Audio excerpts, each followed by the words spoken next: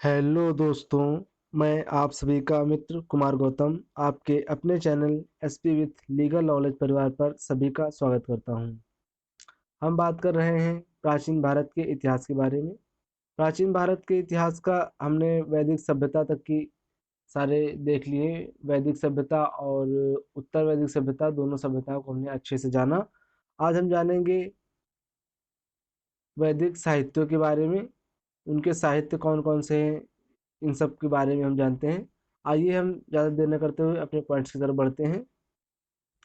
प्राचीन भारत का इतिहास। पुराणों की संख्या कुछ 18 मानी गई है। मुख्य पुराण पुराण हैं मत्स्य पुराण, विष्णु पुराण, वामन पुराण। ये सभी आदिकालीन और मुख्य पुराणों में से इनकी गिनती होती है। मत्स्य पुराण सर्वाधिक प्राचीन एवं प्रमाणिक पुराणों में से माना जाता है। मत्स्य पुराण में ही विष्णु के 10 अवतारों के बारे में उल्लेख किया गया है। यदि आप हमारे channel SP with legal knowledge परिवार पर पहली बार आए हैं तो चैनल सब्सक्राइब कर लें। रामायण रामायण की रचना महर्षि वाल्मीकि ने की थी। रामायण को चतुर्विष्ट सहस्री संहिता भी कहा जाता है। महाभारत महाभारत की रचना महर्षि वेदव्यास ने की थी। महाभारत को जय संहिता या सहर्षि संहिता के नाम से भी जाना जाता है। स्मृतियाँ स्मृतियाँ क्या होती है? किसी भी समाज या किसी भी ऐसे संस्थान या किसी ऐसे समुदाय को बांधने के लिए और उसके नियमों को संकलित करने के लिए जिस पुस्तक में उसके नियमों को संग्रहित किया जाता है उसे स्मृतियाँ कहते हैं। इस कुछ स्मृतियाँ इस प्रकार हैं, जैसे मनुस्मृति, गौतम स्मृति, विष्णु स्मृति, नारद स्मृति, याज्ञवल्क्य स्मृति, वशिष्ठ स्मृति। ये सभी स्मृतियाँ प्रमुख हैं। वैदिक शब्दावली। वैदिक शब्दावली से क्वेश्चन, एक आधे क्वेश्चन पूछ लिए जाते हैं। तो आइए हम इन वैदिक शब्दावलियों को भी देख लेते हैं। गविष्ठ गविष्ठ अर्थात गायों की रक्षा करने वाला या गायों की गवेषणा करने वाला। रई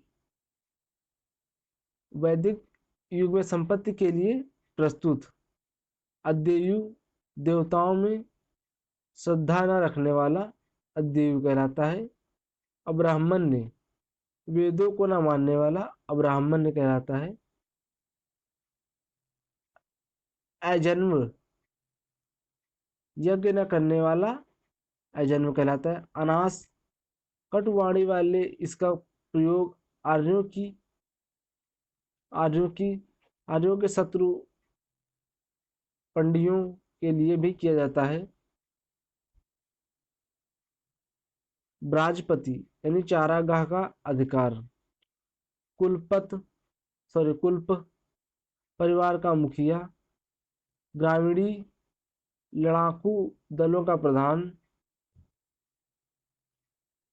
ब्राजपति गांव का प्रधान। जनयविस वैदिक कबीले। नपत्य भतीजे, प्रपौत्र, चाचा, भाई बहन इत्यादि के लिए प्रस्तुत शब्द। संहिता वैदिक सूक्तों या मंत्रों का संग्रह ही संहिता कहलाता है। बलि राजाओं को स्वेच्छा से दी गई भेंट बलि कहलाती है। राष्ट्र प्रदेश या राज्य वैदिक युग में पहली बार प्रयुक्त हुआ। होर्त ऋग्वेद में उल्लिखित श्लोक उच्चारित करने का कृषि स्रोत कहलाती है। आइए देखते हैं हम वैदिक साहित्यों के बारे में। वेद कितने हैं? वेद 4 हैं। ऋग्वेद, यजुर्वेद, सामवेद और अथर्ववेद। ब्राह्मण कितने हैं? येत्रे, कैस कैसिकी, सतपथ, पंचविश, गोपथ। ये सभी ब्राह्मण हैं। अरण्यक, ऐत्रेय, तैत्रेय, मैत्राणी, सांख्यायन, बृहदत्त, मध्यान्दिन, तलवाकर। ये सभी हमारे अरण्य हैं। उपनिषद कितने हैं? ईश, केन, काठा, मुडक, मंडूक, यत्रे, तस्तेरे, श्वेतवासर, छंदज्ञ, कौस्तकी, प्रश्न, ये सभी हमारे उपनिषदों में गिने जाते हैं। वेदांग क्या होते हैं? वेदांग 6 प्रकार के होते हैं: शिक्षा, कल्प, व्याकरण, निर निर्युक्त, छंद, ज्योतिषी, ये सभी वेदांग होते हैं। कल्प सूत्र कौन कौन से हैं? सौत सूत्र, ग्रह सूत्र और धर्म सूत्र, ये सभी कल्प सूत्र माने जाते हैं। उप उपपद आयुर्वेद, धनुर्वेद, गंधर्ववेद, शिल्पवेद, ये सभी उपपद की श्रेणी में आते हैं।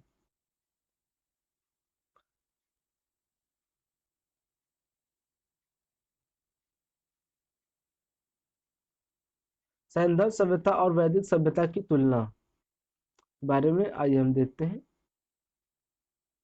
समानतः सिंधु घाटी सभ्यता कांस्य युगीन थी और ऋग्वेद कालीन सभ्यता भी कांस्य युगीन मानी जाती है। सिंधु घाटी सभ्यता का विकसित काल 2300 से 1750 ईसा पूर्व माना गया है और वहीं ऋग्वेदिक काल का 1500 ईसा पूर्व से 1000 ईसा पूर्व के बीच माना गया है। सभ्यता ग्रामीण, नगरी और ग्रामीणी दोनों की सभ्यताएं अलग अलग होती हैं, देखने को मिली हैं। लोहे से औपचारिक उत्तर वैदिक कालीन लोग परिचित हैं।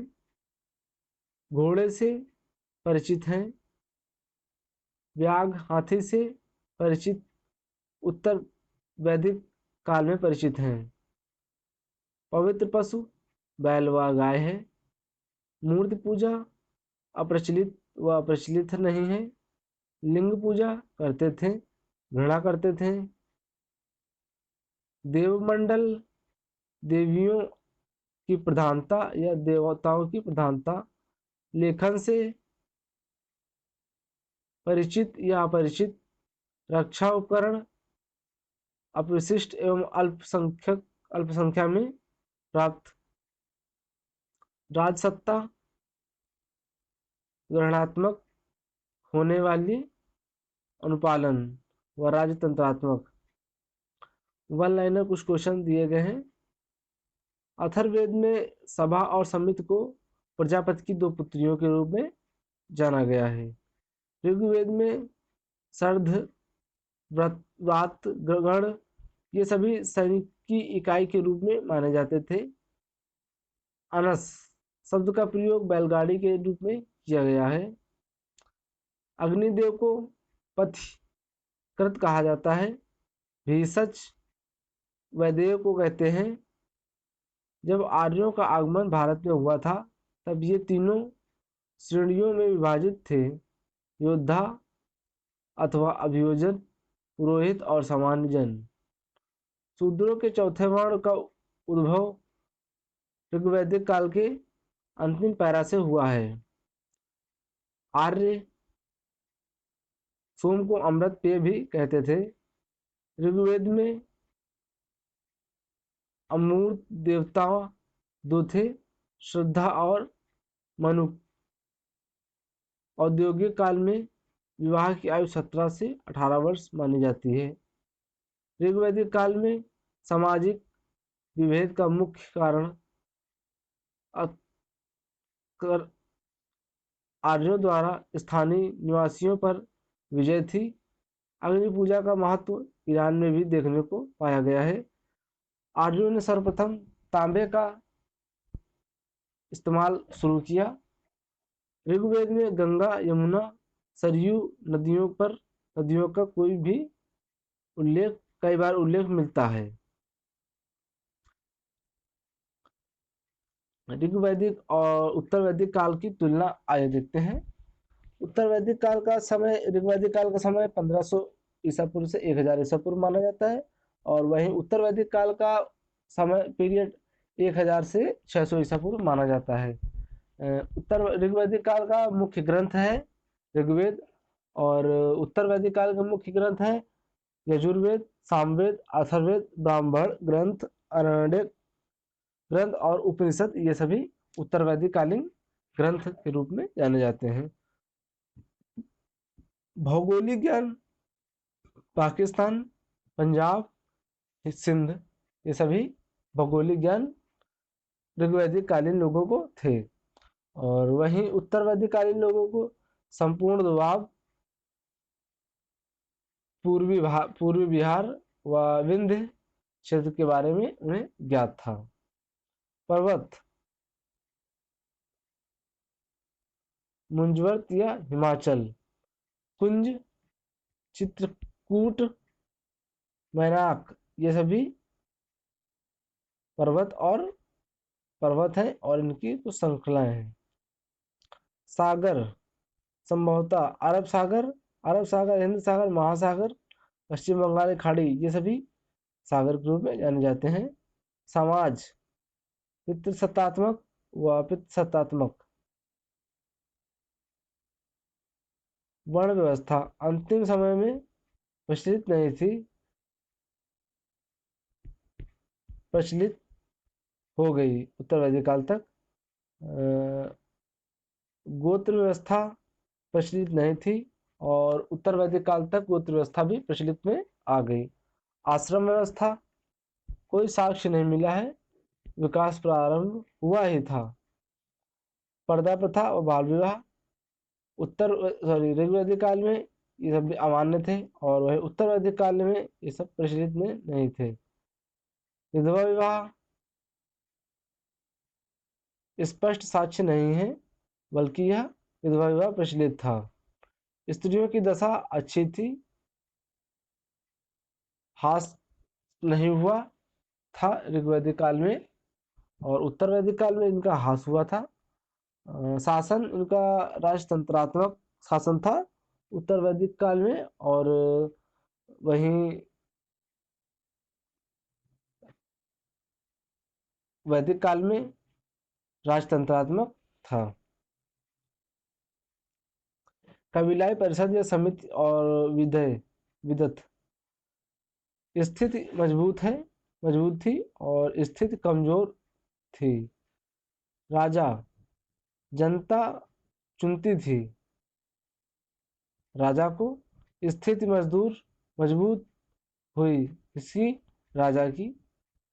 अर्थव्यवस्था, कृषि, पशुपालन, कृषि, विभिन्न उद्योग, फसल, जौ, बाजरा, और उत्तर वैदिक काल में गेहूं, चावल और लोहे से संबंधित साक्ष्य यहाँ ऋग्वैदिक काल में नहीं पाए गए हैं, और वहीं उत्तर वैदिक काल में ऋग्वेद से संबंधित साक्ष्य, लोहे के साक्ष्य प्राप्त होते हैं। मृदभांड, लाल एवं धूसर मृदभांड या चित्रित मृदभांड। कर यानी बलि, कराधान का प्रचलन शुरू भगवत अधिकार का उल्लेख करता है। देवता, इंद्र, वरुण, अग्नि, सोम, ये सभी देवता हैं। विष्णु, शिव, प्रजापति, ये सभी देवता माने जाते हैं। यज्ञ बहुत महत्वपूर्ण नहीं है तो महत्वपूर्ण है भी, जैसे कि विष्णु, शिव, प्रजापति धर्म का प्रमुख अंग है। उत्तर वैदिक काल में कई लोग पंजाब से गंगा यमुना दोआब तक फैले हुए थे, पश्चिम उत्तर प्रदेश में भी फैले हुए थे। भरत और पुरु नामक कबीलों के एकत्रित समूह से मिलकर एक जनकी निर्माण हुआ। दिल्ली और गंगा यमुना के दोआब के उत्तरी भाग को कुरु देश के रूप में जाना जाता है। उत्तर वैदिक कालीन लोग की आजीविका का मुख्य कारण कृषि थी। शतपथ ब्राह्मण में हल की जुताई से संबंधित साक्ष्य प्रदान किए गए हैं। ऋग्वैदिक कालीन लोग जौ को खेती करते थे और वही उत्तर वैदिक काल के लोग धान गेहूँ आदि उगाया करते थे। ऋग्वैदिक कालीन लोग उत्तराधिकालीन लोगों के 4 प्रकार के मृदभांड होते हैं। काले, लाल मृदभांड, काले रंग के मृदभांड। उत्तर वैदिक कालीन लोगों को लाल रंग के मृदभांड अधिक पसंद थे और ऋग्वैदिक काल में स्त्रियों की को भी सभा में जाने का अधिकार था और वहीं उत्तर वैदिक काल आते आते ये सभी अधिकार महिलाओं से उनके छीन लिए गए। पूर्वजों की पूजा भी उत्तर वैदिक कालीन मानी जाती है। यज्ञों में दान के रूप में गाय, सोना, कपड़े आदि, घोड़ा आदि देना, ये दान प्रक्रिया या उत्तर वैदिक कालीन प्रक्रिया मानी जाती है।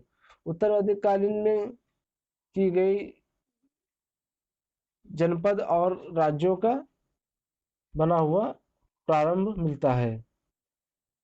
वैश्य शब्द का सर्वप्रथम प्रयोग वाजि की संहिता में मिलता है और वह ऋग्वेद के प्रमुख सूक्त में शुद्ध शुद्ध शब्द का प्रयोग मिलता है। अथर्ववेद में शुद्ध शब्द का उल्लेख अन्य वर्णों के द्वारा मिलता है। राजसूय यज्ञ कराने वाले प्रधान पुरोहित को 24,000 गायों के रूप में दान में दी जाती थी। 3 आश्रमों का सर्वप्रथम उल्लेख हमें छंदोम्य उपनिषद से मिलता है। अश्वमेध, वाजपेयी, राजसूय आदि यज्ञों के विस्तृत अध्ययनों से होता है चलता है। इन यज्ञों को करने का प्रमुख कारण कृषि उत्पादन की उपज अच्छी करना है। 1600 ईसा पूर्व में आहत सिक्का प्रचलन में चलता था और वहीं उनके सिक्के वापस कर दिए गए थे। गवेषण, गोसु, गव्य, गम्य आदि शब्दों का उल्लेख युद्ध में किया गया है। आज के वीडियो में इतना ही। हम बहुत जल्द ही मिलेंगे नेक्स्ट वीडियो में। आप सभी लोग अपना ख्याल रखिएगा। फिर मिलते हैं बहुत जल्द ही और इसी तरह अपना प्यार बनाए रखें। लाइक, शेयर एंड सब्सक्राइब करना बिल्कुल भी न भूलें। शेयर तो आप बिल्कुल भी ना करना भूलें। अपने दोस्तों को, अपने रिश्तेदारों को ज़रूर शेयर करें। धन्यवाद।